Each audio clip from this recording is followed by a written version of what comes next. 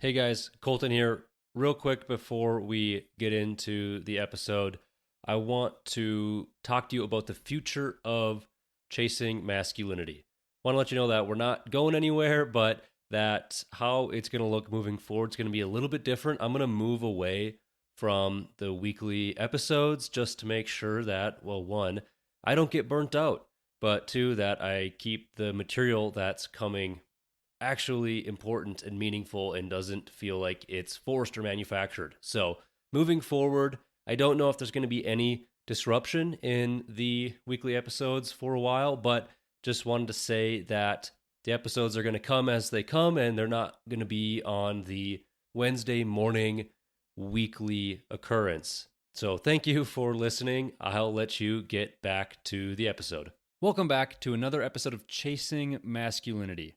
This week, I want to talk about something that lit somewhat of a fire underneath me. When you look back on your life, you start to notice patterns that you never really questioned when you were living through them. Recently, I was talking with someone about how quickly the tone of a relationship gets set, how the first one or two interactions can lock you into a category you never really even meant to live in. And it hit me. Most of my professional relationships, especially at work, were stuck completely on the surface.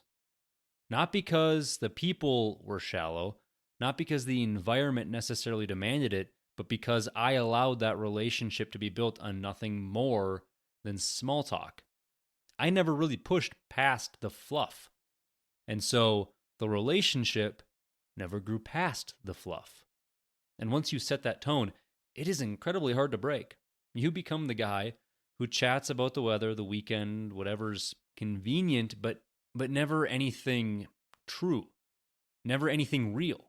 And when you start seeing this pattern across multiple relationships, it forces you to confront something deeper about yourself and who you have been showing up as. As Christian men, we don't get to hide behind small talk. Whether we like it or not, people learn who we are by the way we interact with them. They see our faith in our demeanor long before they hear it in our words. They watch how we listen, how we respond, how we treat people who can't offer us anything back. Christianity is not loud by default most of the time. It's revealed quietly in the way we show up in the everyday conversations. And when all of our relationships sit permanently at the surface, we rob people of the depth that should mark a disciple of Christ. So today, I want to tackle this head on. I want to talk about the importance of getting past small talk quickly. Why the tone you set in those early interactions matters more than you think. Why shallow relationships are dangerous for a man who's trying to lead and grow and honor God. And then we'll get practical. We'll talk about how to get past the small talk when you meet someone new and how to revive relationships that have been stagnant for months or even years. If you've ever looked around at your life and wondered why so many people or why so many of the relationships you're in feel thin, forgettable, distant, maybe this episode's for you. If you've realized you struggled to create depth with other men, which I don't blame you, it's not easy, or if you really only feel like you have these surface level connections, then this is going to be a fun one. And if you want to become a man who carries depth the moment he enters a room, a man whose faith is felt in the way he speaks and listens, then this one is absolutely for you. So with that, let's get into it.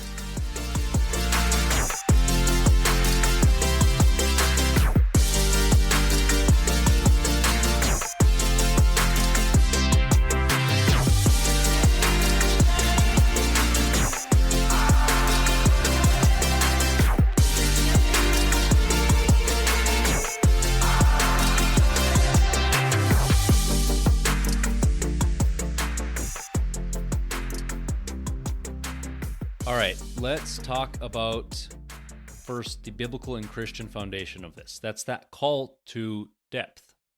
First, the necessity of depth for Christian men. What does that even mean? Now, I acknowledge that most men can live their entire lives without ever even showing depth. Society doesn't expect us to be that relational.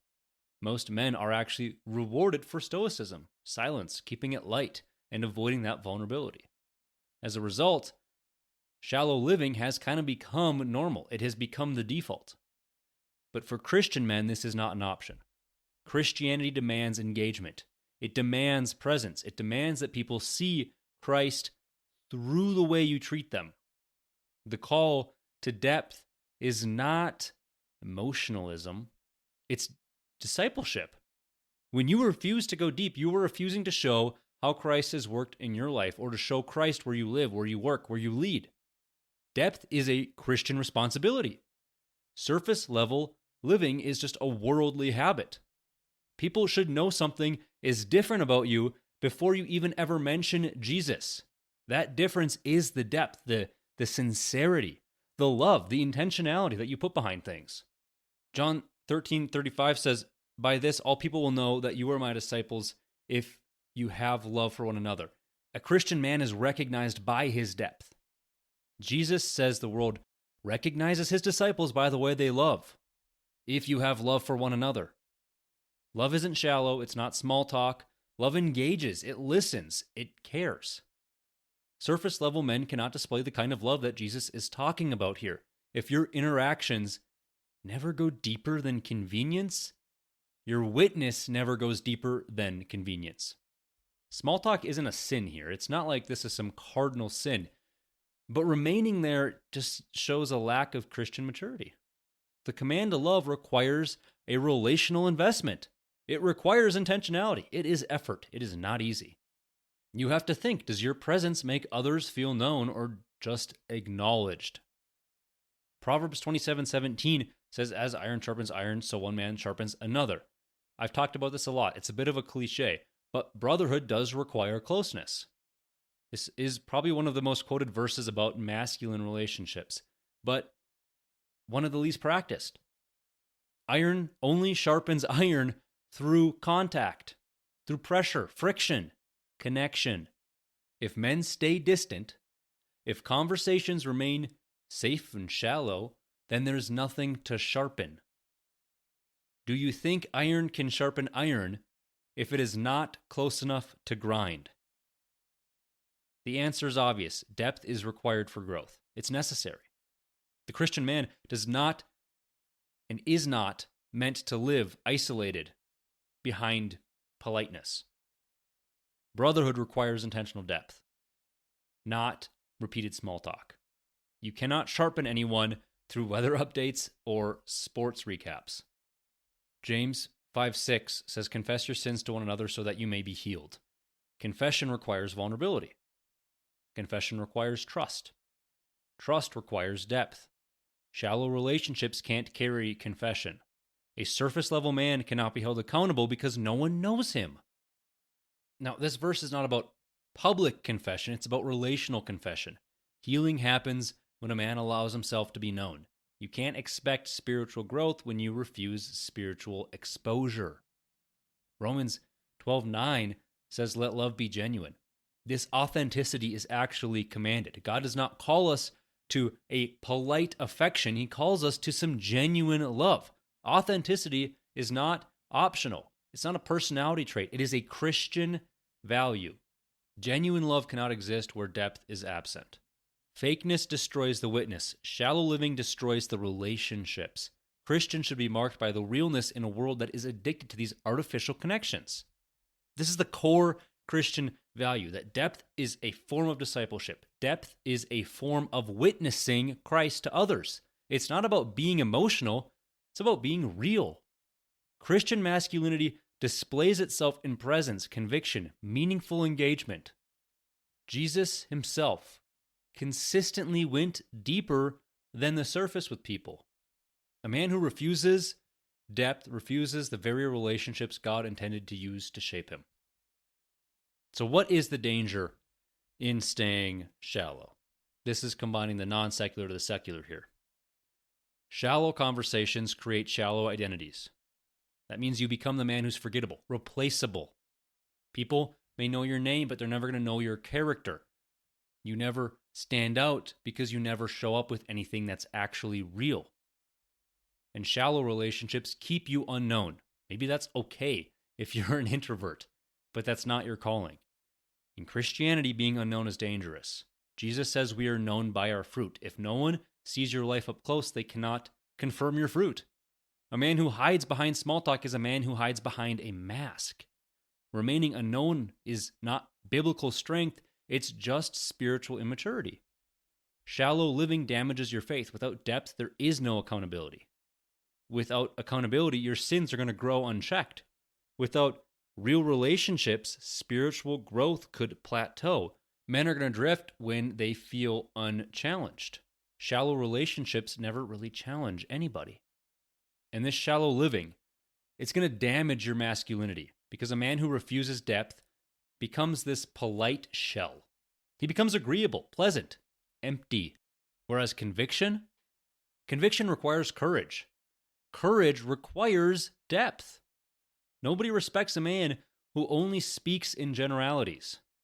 Shallow living damages your professional life as well. Trust is built through sincerity, not just small talk. I'm not saying that there's no place for small talk. It just can't be all you're known for. Leaders cannot lead at the surface level. Coworkers follow men who seem real, not who sound rehearsed. Your reputation becomes thin because your presence is thin. Shallow relationships are going to trap you inside a very small version of yourself. And finally, the last bit about why all this is bad is it is just lazy. That's not masculine. Shallow living is the path of least resistance. It's easy to stay on autopilot and never engage. I find myself falling into that trap pretty much 5 days a week, every day I'm in the office, because it's so easy. It's so easy to be on autopilot.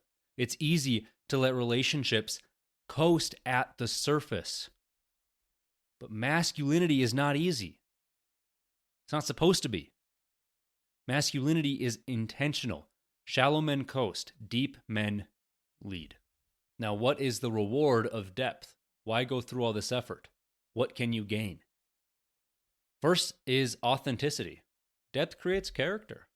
It forces you to show who you are. It eliminates the mask. You become consistent because you cannot pretend in real relationships. People will know who you are. There's authenticity in that.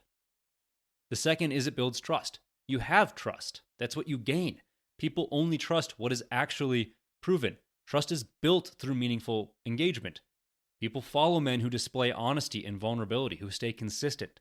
Surface level men will not ever inspire loyalty, whereas real depth is going to create real credibility.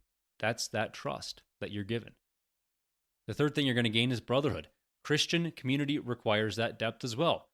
Brotherhood cannot grow in shallow soil. Real Christian friendships are built through shared struggles, confession, challenge, encouragement.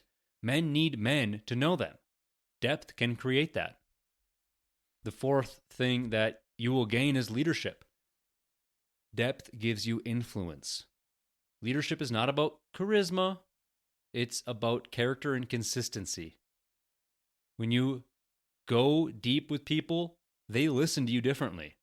Depth gives you weight. It gives you your words, gravity. Men follow leaders that they feel connected to, not leaders who just stay aloof. And the last thing that this is going to get you is witness. This is a big one. Depth reveals Christ through your character. Evangelism is not always verbal. Sometimes it's relational. People recognize Christ in you when your interactions have sincerity and intentionality. A Christian man who lives deeply stands out in the shallow environments. So, now let's talk about the point of this episode, how to get past small talk quickly. This is going to be for new relationships first. The first 1 or 2 times that you meet somebody sets the label. This is one of the most important relational truths that men often overlook. You feel like it takes time to get to know somebody. You feel like you don't want to open up fast. You need to QC them first. You need to make sure that they check out and vice versa before you get into this. People subconsciously assign you to a category very quickly. After 1 or 2 interactions, that's all it takes, the relationship normally settles. People are going to decide whether you're the shallow guy or the polite coworker, the small talk guy, the forgettable guy, or the guy who carries presence and depth. You cannot control the entire relationship early on, but you can control the tone. If the tone is shallow, it tends to stay shallow, and it could for years. If the tone is meaningful, people might rise to that level automatically. Some of my best friendships are because I just started talking about myself in depth, even if they only wanted to stay on the surface. Eventually, we both got to the same place. Whereas relationships where I've only been able to give the surface level interactions, that's all they've ever stayed. If the tone is meaningful, people will rise to that level automatically. This is intentional masculine leadership. You set the environment by the way you show up. So, the first strategy, ask deep questions as early as you can. Most people expect the standard small talk. You can disrupt that pattern by being intentional. Ask questions that require a sentence, not a word. These questions signal interest, sincerity, and some sort of substance beyond small talk. These are some examples that I think could help you get deep really quick. 1, how did you end up in this field if you're in a professional environment? Or what keeps you busy outside of work? One that I like is, what's something you're working on right now? It could show passion, or it could just show what season of life someone's in. Another one is, what's the biggest challenge for you recently? Again, this is getting to know someone's season of life. One that I was told about that I think I love is, what makes you tick? This is somewhat disarming because it's unusual. It's not overtly personal, but it does invite some sort of self-reflection and depth without oversharing. Most people are relieved when someone asks a question that actually matters because they want to be known. People just like to talk about themselves. Most men are starving for a deeper conversation, but they just don't know how to initiate it. The next strategy is to reveal something about yourself. The goal is to signal to the other person that you don't live at the surface. You're inviting depth by going first. It's not emotional dumping, it's just you being real. Multiple times a day, you're going to be asked, how are you? How are things going? How's your day? Something small that they're expecting an answer of, good, how about yours? This is your opportunity. You could say, I've been trying to actually grow in patience lately. That opens up a big door to a conversation. Or, I'm learning to balance work and being a good husband or good father right now, actually. Or, I've been trying to be more intentional in my conversations with people. Just be honest with them. Or say, I've been working on being more disciplined with my routines. It opens up a door of conversation where you're going to talk about yourself, and then they can talk about their self, hopefully. But at the very least, you're becoming vulnerable, and you're opening the door for depth in that relationship. This realness is contagious. People mirror the depth that you're going to demonstrate. Another thing that you can do is to answer, I kind of mentioned this, the how are you question honestly. My wife and I tried this for a while. It was really hard. There was a few days I just couldn't do it. I didn't have the energy. People ask, how are you?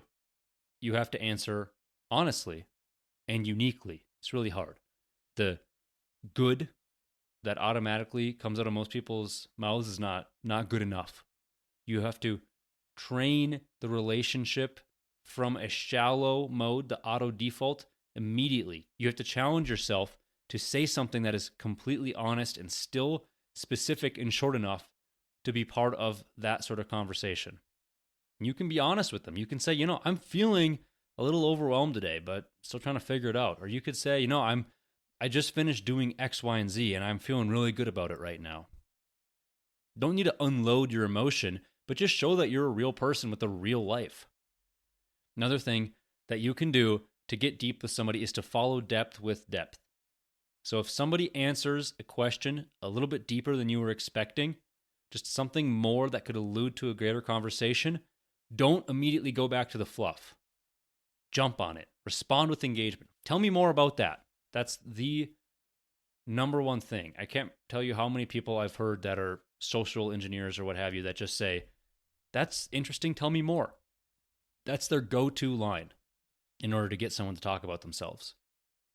Or if somebody mentions something hard, you say, what made that challenging? Or how did you handle it? Something that just keeps someone talking.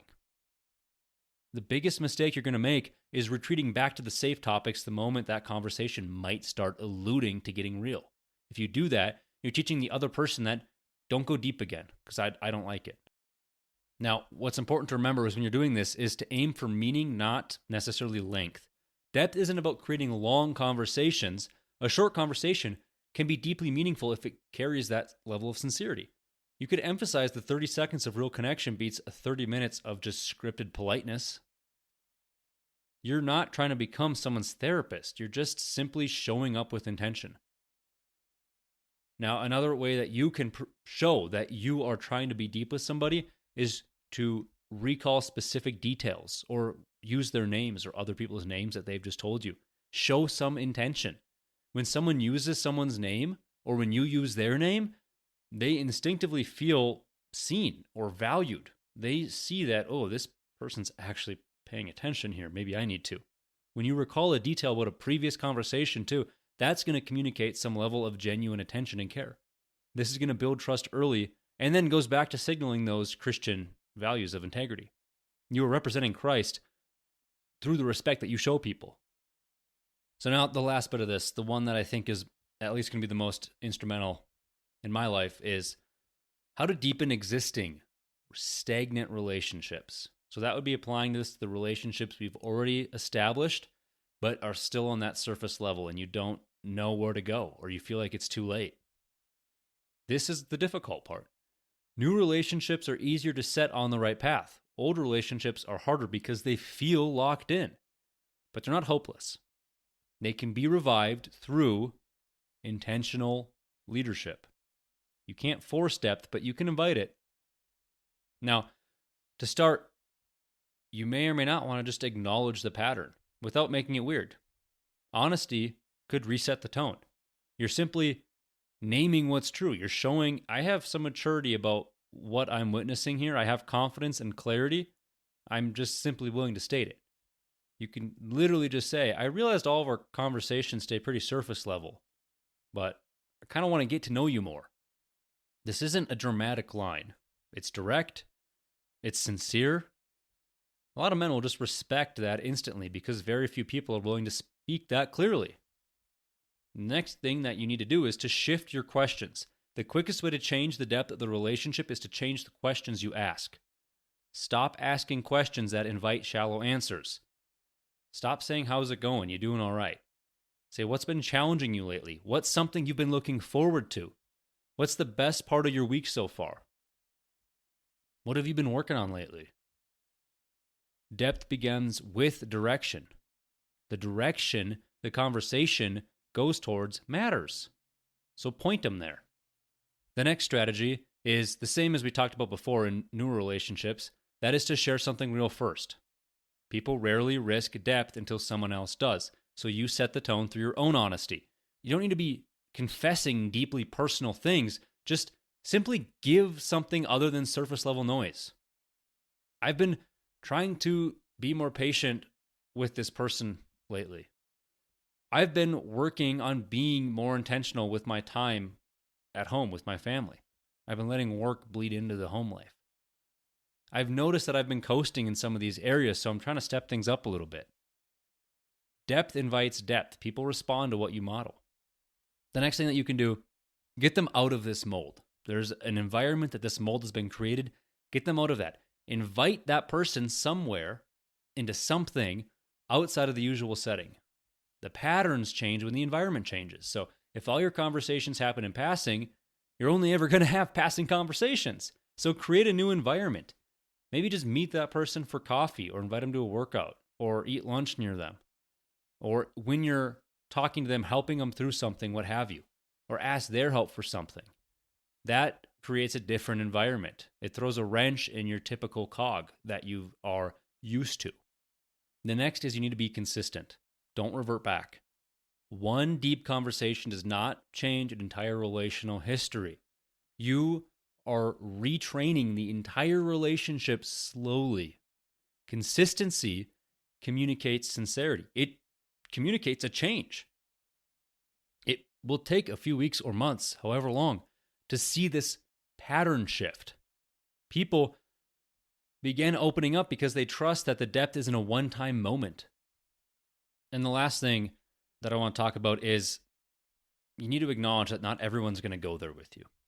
Depth is an invitation, not a demand, not an expectation.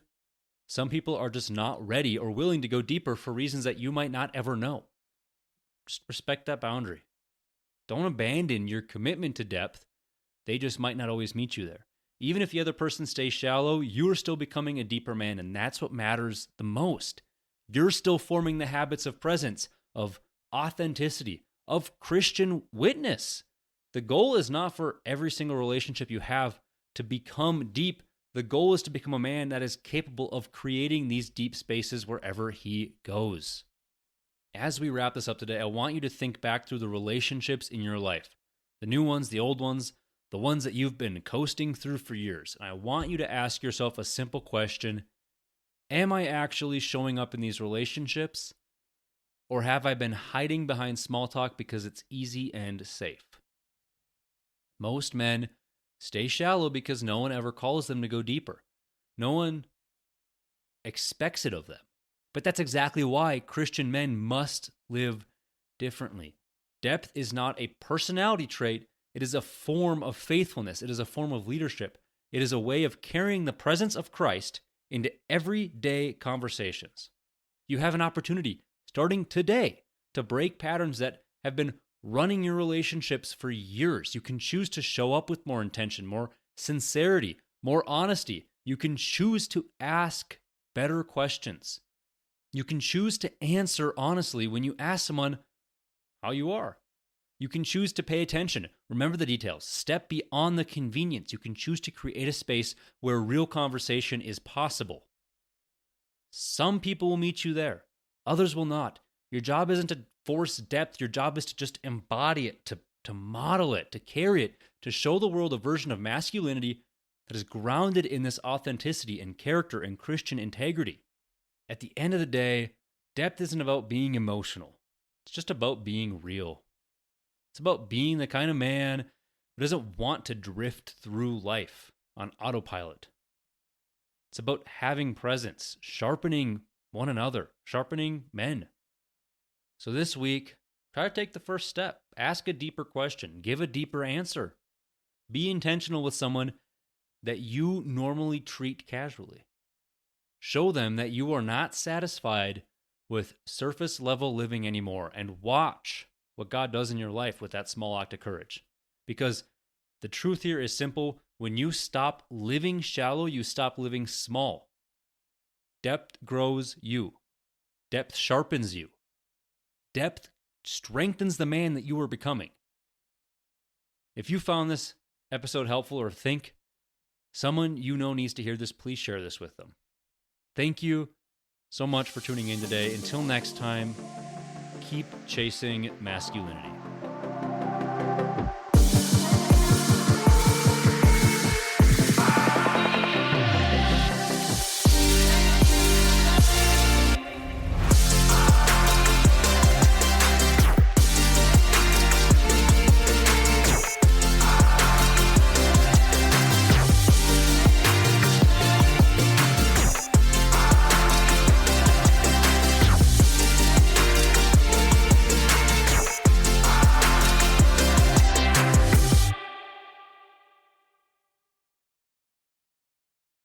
Before you go, I want to mention something briefly. If this podcast has been resonating with you, if the conversations around discipline, purpose, identity, and what it means to be a man today have been hitting close to home, then my book, 24 Rules of Masculinity, is officially out.